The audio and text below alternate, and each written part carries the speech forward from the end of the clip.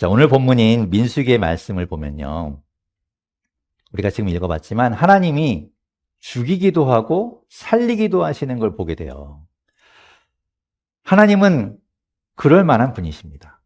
죽일 수도 있고 살릴 수도 있는 분이세요. 그런데 오늘 본문을 보다가 전 두 가지 질문이 생겼어요. 첫 번째는 무언가 하면 죽이는 것이 큰가 살리는 것이 큰가 하는 거예요. 다시 말하면 어느 것이 어렵고 어느 것이 중요한 일일까라는 거죠. 두 번째 질문은 살릴 거면 그럼 왜 죽이는가 하는 질문이었어요. 처음부터 안 죽이면 되잖아요. 그런데 왜 죽도록 만들어 놓고 다시 살리는가 하는 것이었죠.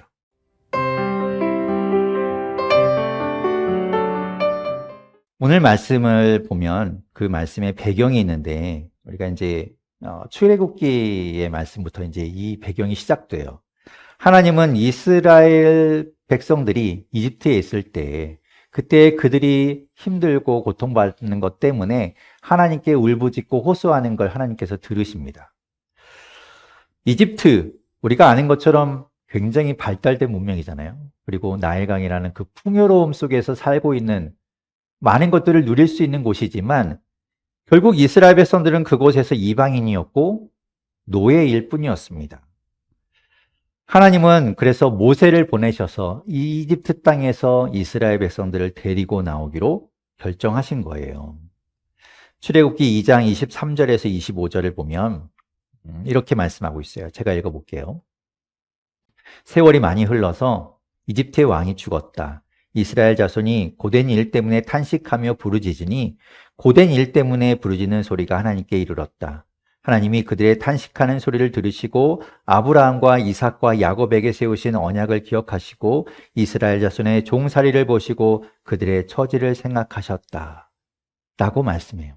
그래서 모세를 보내시는 겁니다. 그러나 이집트의 입장에서는 이스라엘 백성들을 놓아 보내고 싶지 않았어요.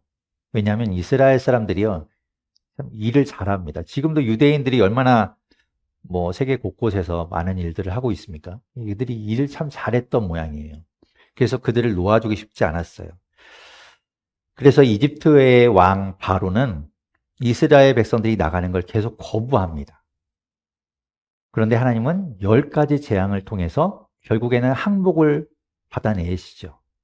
그래서 이스라엘 백성들이 이제 이집트를 나가게 됩니다. 그렇게 어렵게 나온 이스라엘 백성들이 홍해를 건너고 광야를 지나서 하나님께서 말씀하신 가나안 땅, 하나님께서 주시겠다고 하신 그 가나안 땅으로 이제 가면 돼요. 근데 그 길이 사실 멀지 않은 길입니다. 예. 그들은 이제 걸어갔겠지만 걸어간다고 해도 그렇게 오래 걸릴 길이 아니에요. 그런데 그들이 못 들어가요, 가나안 땅이. 왜 못 가는가? 가데스 바네아에서 있었던 한 사건 때문에 못 들어갑니다. 가나안 땅을 코앞에 두고 이제 이스라엘 12지파에서 한 사람씩을 뽑아서 12명의 정탐꾼을 그 가나안 땅을 둘러보게 해요. 우리가 과연 들어가서 살 그 땅이 어떤 땅인지 보고 오자. 역시나 그 땅은 좋은 땅이었어요. 풍요롭고 물이 넘치고 풍성한 과일이 있고 먹을 것이 넉넉한 그런 곳. 그런데 그곳에는 이미 사람들이 살고 있었습니다. 그들은 그 좋은 환경을 바탕으로 해서 발달된 문명을 가지고 있었고 건장한 체격에 좋은 무기를 가지고 있었어요. 이스라엘 백성들이 그곳에 들어간다면 분명히 그들은 싸움에서 질 것이고 자칫하면 몰살당하게 될 위기를 맞게 될 겁니다. 그래서 12명의 정탐꾼 가운데 10명은 그곳을 가지 말자고 이야기하는 거예요. 그 땅을 부정적으로 이야기합니다. 그 이야기를 들은 이스라엘 백성들 낙담해요. 아, 못 가겠구나. 그 땅을 우리에게 주신다고 하셨는데 그 땅은 우리께 못 되겠구나. 그래서 그곳에서 통곡하며 왜 여기까지 하나님이 우리를 데리고 왔냐고 하나님을 원망합니다. 가나안 땅을 백성들에게 주시겠다고 약속하신 하나님 입장에서는 기가 막힐 노릇이죠. 하나님이 주신다고 하셨는데 너희가 그 땅에 들어가서 살면 된다고 하셨는데 이스라엘 백성들은 하나님보다 그 땅에 살고 있는 사람들을 더 두려워한 거예요. 그래서 하나님께서는 그들에게 벌을 내리시고 가나안 땅을 정탐한 날수만큼 광야를 떠돌게 하시죠. 그래서 하나님을 신뢰하지 않고 부정적이었던 그 세대를 광야 40년 동안에 다 광야에서 죽게 하십니다. 그들은 약속의 땅으로 주어진 그 가나안 땅을 끝내 밟아보지 못하고 세상을 떠나고 말아요. 그렇게 시간이 지나고 나서 세대가 바뀝니다. 이집트를 나왔던 그 세대는 다 광야에서 죽고 그 다음 세대가 이제 주축이 된 거죠. 새로운 세대가 다시금 가나안 땅을 향해서 이제 나아가게 되는데 이스라엘 백성에게 그곳에 있던 사람들이 길을 내주지 않으면 결국엔 그 길을 못 가기 때문에 돌아가야 할 상황이 생길 수밖에 없었어요. 오늘 말씀에서도 그렇게 돌아서 가는 길 때문에 결국에 일이 터지고 맙니다. 오늘 본문 4절 5절인데요. 같이 한번 4절 5절 읽어보겠습니다. 시작. 에돔 땅을 돌아서 가려고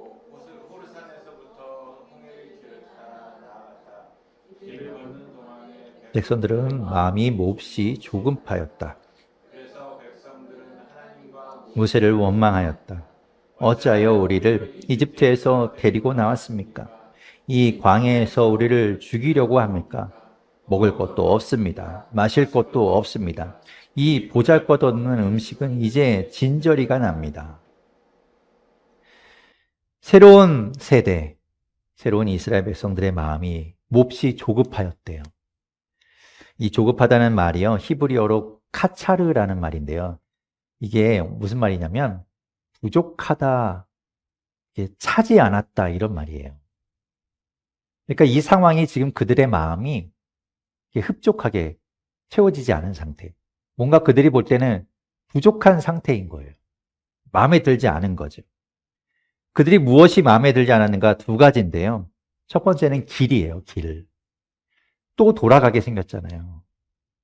40년 동안 돌아다녔는데 가나안 땅 거기를 못 가고 또 돌아가는 거예요. 그래서 그들이 불평을 하는 겁니다. 언제까지 우리 이렇게 떠돌아야 되는가? 걷는 것도 하루 이틀이지 이제 또 걸어? 지겹다 지겨워. 이런 마음이 든 거예요. 그리고 두 번째는 음식의 문제였죠. 매일 먹는 만나도 이제 질렸고 지겹다는 거예요. 물도 이렇게 늘 부족하게 살아야 하는 것 지긋지긋하다는 거죠. 여러분, 우리의 삶이라는 게요, 뭔가 대단한 주제와 의미 있는 일 때문에 우리가 힘들어지거나 어려워지는 것 아닙니다. 결국 따지고 보면 아주 기본적이고 그런 것 때문에 어떻게 보면 별거 아닐 수 있는 일 때문에 우리가 어려움을 당하고 힘들어지는 거예요.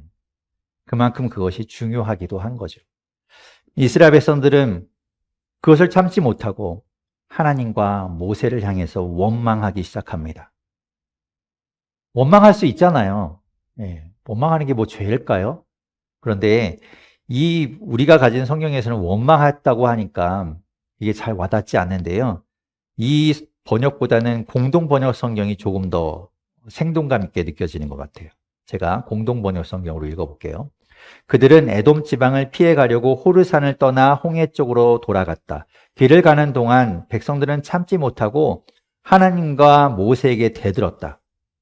어쩌자고 우리를 이집트에서 데려내왔습니까? 이 광야에서 죽일 작정입니까? 먹을 것도 없고 마실 물도 없습니다. 이 거친 음식은 이제 진저리가 납니다. 이들은요, 그냥 푸념하고 원망하는 게 아니라 하나님과 모세에게 대들었어요. 모세도 사실은 하나님 명령 받아서 한 거잖아요. 그러니까 모세, 왜 나한테 승질이야? 이런 마음이 들 수도 있었겠죠? 결국 그들은 모세를 향하고는 있지만 하나님께 대들은 거예요. 하나님이 이들을 죽게 했나요? 하나님이 이들을 굶겼나요? 아니죠. 하나님은 그들을 먹이셨어요. 그들을 입히셨고요. 그들을 지켜주셨어요. 매일매일 만나를 주셨습니다. 안전하게 지켜주셨어요. 안 그랬으면 그들 다 죽었겠죠. 오늘 본문 바로 앞에는요, 1절부터 3절에 어떤 사건이 있냐면 하나님이 그들을 지켜주시는 이야기가 나와요. 이스라엘 백성들이 가는 길에 이제 네겝 지방이라는 곳을 지나게 되는데요. 그곳에 아랏이라는 어떤 도시가 있었어요. 성읍이 있었는데 그곳의 왕이 이스라엘 백성들이 자기 땅 지나가는 걸 허락하지 않아요. 그래서 군사들을 이끌고 나와서 이스라엘 백성들을 공격합니다. 그리고 그 중에 몇 사람을 잡아가요. 이스라엘은 힘이 없으니까 당할 수밖에 없죠. 그들이 할 수 있는 거란 건 하나님 앞에 기도하는 것밖에 없었어요. 하나님 어떻게 해요? 우리 잡혀간 사람들은 어떻게 하고 우리 이제 어떻게 하면 좋아요? 하나님 살려주세요. 그때 하나님께서 그 아랏 사람들을 그들 손에 넘겨주시겠다고 약속하시고 그들이 아랏을 공격했을 때 결국에 그 아랏은 전멸하고 말아요. 하나님이 지켜주시는 거예요. 그들이 잘나서 그들이 대단해서가 아니라 하나님이 지켜주셨기 때문에 지금 이곳까지 그들이 온 겁니다. 그런데도 그들은 진절머리가 난다고 이야기하는 거예요. 이제 지겹다고, 지긋지긋하다고, 꼴도 보기 싫다고 말하고 있어요. 하나님은 어떻게 하셔야 할까요? 매일 그러면 새로운 음식을 주시고 물 막 펑펑 나오게, 어디든 뭐 만지는 대로 물을 나오게 하시고 또 길도 돌아가지 않고 지름길로 좋은 길을 가게 해주시면 문제가 해결되고 그들이 하나님 원망하는 것 그치고 하나님 찬양하고 늘 즐겁게 해피하게 하나님께 감사하며 살았을까요? 뭐 하나 마음에 들지 않으면 또 하나님 원망했을 거고 하나님께 대들었을 거예요. 하나님은 그것을 모르지 않죠. 그래서 하나님은 그들을 벌하십니다. 오늘 보면 6절과 7절인데요. 6절, 7절 같이 읽어볼게요. 시작. 그러자 주님께서 백성들에게 불뱀을 보내셨다. 그것들이 사람을 무니 이스라엘 백성이 많이 죽었다. 백성이 모세에게 와서 당부하였다. 주님과 어른을 원망함으로써 우리가 죄를 지었습니다.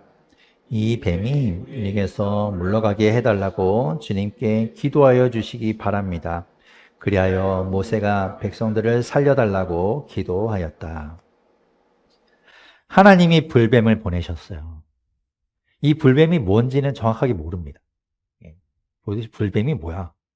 진짜 뭐 불타는 뱀 이런 걸 보내신 건가? 잘 몰라요. 그런데 아마도 이 뱀에 물려 사람들이 죽는 걸 보면 독사였겠죠. 그리고 이제 추측하기로는 뱀의 이렇게 무늬가 어떤 불꽃 모양을 하고 있었기 때문에 불뱀이라고 불렸거나 아니면 이 뱀에게 물렸을 때 그 독이 퍼지면서 그 아픈 부위가 마치 불에 데인 것처럼 아팠기 때문에 그래서 불뱀이라고 부른 것 같다. 이제 이렇게 추측할 뿐이에요. 어쨌든 그 뱀들 때문에 사람들이 물려서 이제 죽어갑니다. 그러자 백성들이 모세에게 와서 그제서야 간청해요. 우리가 잘못했어요. 괜히 대들어서 하나님 화나게 했네요. 그러면서 뱀을 없애달라고 말하죠. 이 오늘 본문을 봐도 참 모세가 대단하다는 생각을 하게 됩니다. 민수기 12장 3절에 보면요. 개역 개정 예전의 성경에 보면 모세를 온유한 사람이라고 이야기하고요. 우리가 보고 있는 세번역 성경에는 모세를 겸손한 사람이라고 번역하고 있어요. 그 단어가 히브리어로 아나오라는 단어인데요. 그 단어가 여러 가지 뜻을 가지고 있거든요.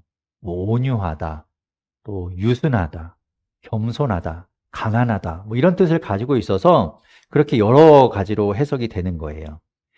모세가 온유한가?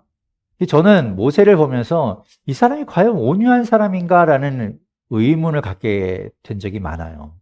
왜냐하면 이제 모세가 십계명 돌판을 받아가지고 내려올 때 이스라엘 백성들이 막 금송아지 만들어 놓고 막 난리 부르스를 치고 있으니까 그 돌판을 깨뜨려 버리잖아요. 하나님이 주신 십계명 돌판인데 그걸 던져서 깨뜨려 버리거든요. 그리고 백성들이 맨날 물 없다고 불평하고 막 난리를 치니까 짜증을 내면서 바위를 지팡이로 내려쳐요. 짜증 낸 거죠. 과연 그런 사람이 온유하다고 말할 수 있을까? 그래서 저는 그 온유한 사람이라는 말이 좀 걸렸어요. 그런데 오늘 본문을 봐도요. 알겠지만 모세는 온유한 사람이구나 라고 느끼게 됩니다. 40년째 이런 백성들을 봐온 모세예요.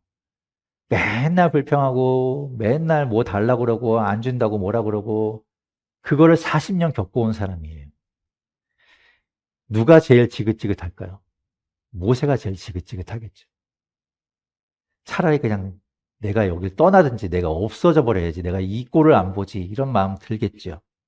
그런데도 백성들이 살려달라고 가서 모세에게 좀 기도해달라고 하니까 모세가 하나님한테 기도해요. 온유한 사람 맞죠? 하나님은 그 모세의 기도에 응답하십니다. 그래서 오늘 본문 8절과 9절에 하나님께서 이렇게 하세요. 오늘 본문 8절 9절인데요. 같이 한번 읽어볼게요. 시작. 주님께서 모세에게 말씀하셨다. 너는 불뱀을 만들어 기둥 위에 달아 놓아라. 물린 사람은 누구든지 그것을 보면 살 것이다. 그리하여 모세는 구리로 뱀을 만들어서 그것을 기둥 위에 달아놓았다. 뱀이 사람을 물었을 때 물린 사람은 구리로 만든 그 뱀을 쳐다보면 살아났다. 아멘. 이스라엘 백성들을 물어서 죽게 만든 그 불뱀이라는 것의 모양을 만들어서 기둥 위에 매달아 놓고 뱀에 물린 사람이 그 매달려 있는 뱀을 보게 되면 살아난다는 거예요. 그래서 모세가 그 말씀대로 이제 구리를 가지고 뱀을 만들어서 기둥 위에 달아 놓았습니다. 그 뱀이 오늘 주보에 나와 있는 이 뱀이에요. 보이시죠? 기둥 위에 저 장대의 꼭대기에 지금 뱀이 달려 있습니다. 예, 보이시는 분은 믿음이 아주 좋은 분이에요. 사실 여기 아마 사진을 봐도 이게 뭐가 있는지 잘 모르겠어요. 그런데요, 구리로 노쇠로 뱀을 만들어서 장대 위에다 이렇게 달아놨잖아요. 아마도 이런 모양이었을 것 같아요. 그러니까 햇빛을 받아서 이렇게 반짝이고 있을 거 아니에요? 그러니까 그걸 이렇게 쳐다보는 게 마치 이 사진에 있는 것처럼 이렇게 보이지 않았을까 싶어요. 그런데 또 한 가지 궁금한 게 생기는 거예요.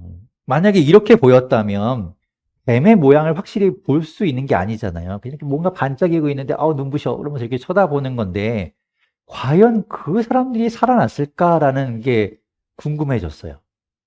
여러분, 뱀을 보면 살아난다고 했는데 지금 이렇게 반짝이고 있다면 과연 그걸 본 사람들도 살아났을까요? 전 살아났다고 믿어요. 왜냐하면 뱀을 보는 것 자체가 그 뱀이 어떤 능력이 있는 게 아니라 우리가 그 뱀을 바라보는 그 행위에서 하나님의 은혜가 있기 때문이에요. 그게 뭐냐면 하나님의 말씀을 믿는 거예요. 하나님이 보라고 했으니까 보는 거예요. 그리고 우리가 안 볼 거야. 하나님이 뭘 하겠어? 라고 생각하던 그 고집과 그 아집, 자아를 깨뜨리고 그거를 고개 돌려서 바라보는 그것 자체가 하나님 말씀을 믿고 순종하는 것이기 때문에 그것으로 아마도 살아나게 되었을 거예요. 그런데 사람들은요, 그 구리 뱀을 중요하게 생각합니다. 사람 심리가 참 묘해요. 그래서 열왕기하 18장 4절에 보면요, 유다의 왕이었던 히스기야가 이런 일을 했다고 기록되어 있어요. 제가 읽어볼게요. 그는 산당을 헐어버렸고 돌 기둥들을 부수었으며 아세라 목상을 찍어버렸다. 그는 또한 모세가 만든 구리 뱀도 산산조각으로 깨뜨려 버렸다. 이스라엘 자손이 그때까지도 누우스단이라고 부르는 그 구리 뱀에게 분향하고 있었기 때문이다.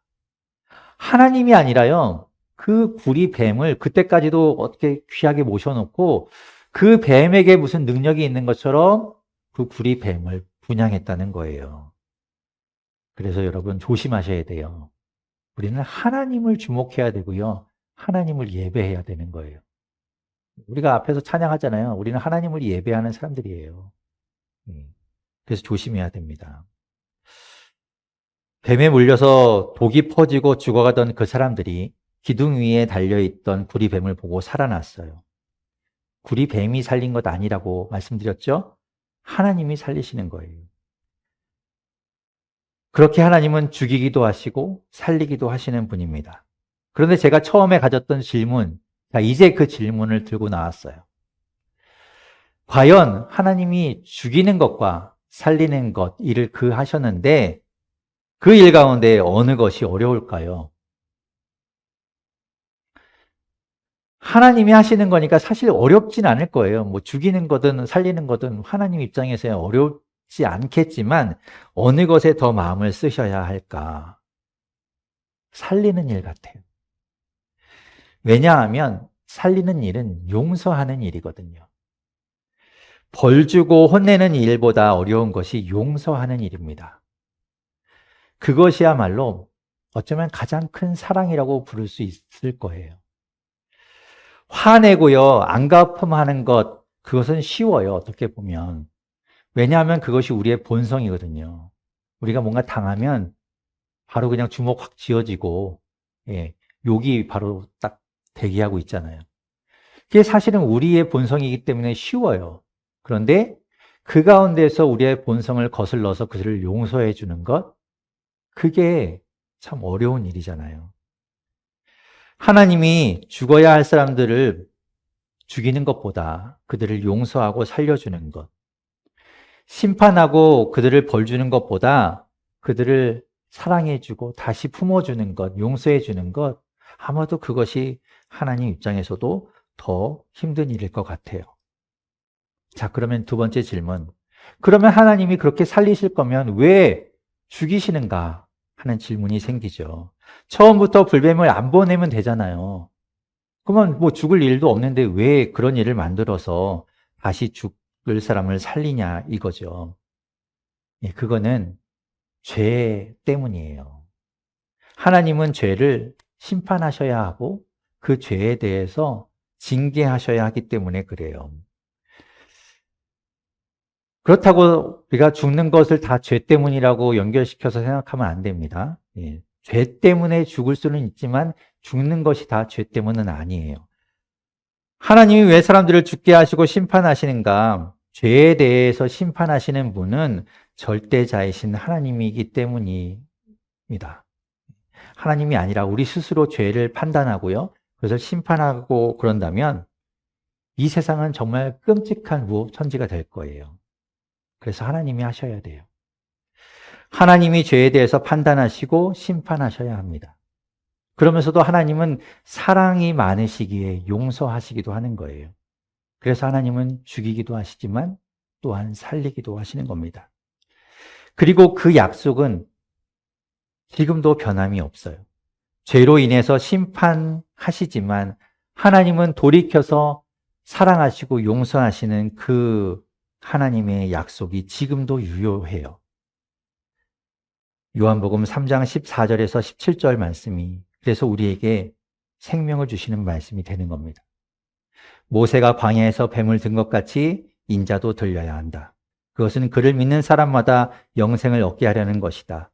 하나님께서 세상을 이처럼 사랑하셔서 외아들을 주셨으니 이는 그를 믿는 사람마다 멸망하지 않고 영생을 얻게 하려는 것이다. 하나님께서 아들을 세상에 보내신 것은 세상을 심판하려는 것이 아니라 아들을 통하여 세상을 구원하시려는 것이다. 아멘. 이게 하나님의 약속이고요. 지금도 유효한 거예요. 그러면 우리는 이제 우리에게 질문해야죠. 우리 뭐 해야 될까? 그래서 제가 여러분에게 우리가 살아난 사람이니까 여러분도 용서하십시오. 라고 말하면 좋겠지만, 그래서 여러분이 막 용서하는 삶을 살면 좋겠지만, 말씀드렸듯이 그게 참 쉽지 않은 삶입니다. 잘 안 돼요. 마태복음 18장에 보면요. 예수님께서 이런 이야기를 하셨어요. 10,000달란트라는 정말 천문학적인 그런 금액의 빚을 진 사람이요. 그 빚을 못 갚았을 때 용서함을 받고 탕감받아요. 빚을 없애줍니다. 그렇게 큰 돈을 없애게 용서받은 사람이 자기에게 100데나리온 빚진 사람을 찾아가서 그거 갚으라고 그의 멱살을 잡고 감옥에 가두고 막 못 살게 굴어요. 여러분, 용서하는 게 쉽지 않은 거예요. 용서 우리가 하면 가장 좋겠지만 가장 중요한 게 뭐냐면요. 우리가 용서받은 사람이라는 걸 깨닫는 거예요.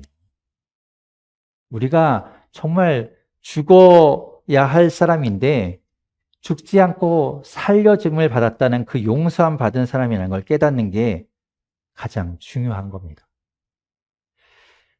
우리 또한 하나님 보시기에 죄인이죠. 그런데 하나님께서 약속하신 그 약속 때문에 하나님의 그 약속을 믿는 우리를 살리셨다는 거 깨닫는 게 너무너무 중요한 거예요. 그래야 그 깨달음으로 인해서 용서도 가능해져요. 여러분, 살리시는 하나님께서 우리를 살리셨습니다. 그거 여러분 깨닫게 되기를 바라고, 그거 잊지 않게 되기를 바라고, 그거 하나 오늘 가지고 갈 수 있기 바랍니다. 하나님이 나를 살리셨다.